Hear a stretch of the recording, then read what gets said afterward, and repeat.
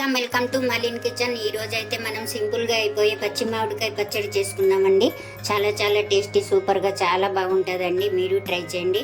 మనకు పచ్చి మామిడికాయలు ఏది ఉన్నా సరే మనం ఎలాగైనా చేసుకోవచ్చండి, ఏ పచ్చళ్ళైనా ఏదైనా.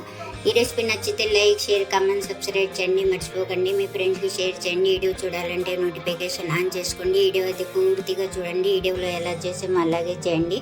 ఈ పచ్చడి అయితే వేడి అన్నంలోకి అద్దరిపోతుందండి. బాగా చూడండి. Thank you. చూడండి, మనం మామిడికాయలు తీసుకోవాలండి. పచ్చి మామిడికాయలు నేనైతే 3 తీసుకున్నాను. తీసుకున్నాను. ఇప్పుడు మనం తురుముకున్నామండి. ఈ మామిడికాయలన్నీ శుభ్రంగా కడిగి మనం తురుముకోవాలి. ఈ తురుముని లేకుంటే మిక్సీ జార్లో అయినా మనం వేసుకోవచ్చండి. నేనైతే తురుముకున్నాను. ఇప్పుడు మనం ఒక గిన్నె అయితే తీసుకోవాలండి. మనం తీసుకున్న తర్వాత మనం తురుము పెట్టుకున్నాం కదండి, ఈ మామిడికాయ తురుముని మనం ఈ గిన్నెలో వేసేసుకుందాం. 1 టీ స్పూన్ పసుపు వేసుకోవాలి. మనం అంతా సాల్ట్ వేసుకోవాలండి. మనం అలాగే 2 స్పూన్ల కారం వేసుకోవాలి. వేసుకున్నాక మనం బాగా కలిపేసుకోవాలి.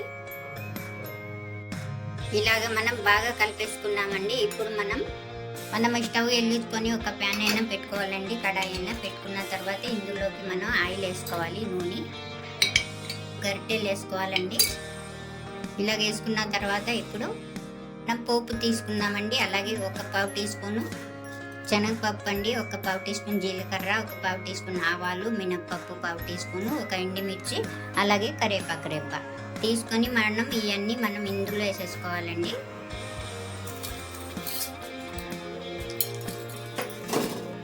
అలాగే మనం వెల్లుల్లి రెబ్బలు వేసుకోవాలండి వలుచుకొని. అలాగే వేగిన తర్వాత మనం కరివేపాకు, ఎండుమిర్చి వేసుకోవాలి. అలాగే మనం కొద్దిగా ఒక చిటికెడు ఇంగువ వేసుకోవాలి.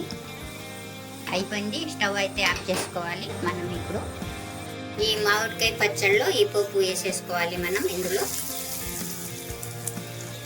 వేసుకొని బాగా కలిపేసుకోవాలి.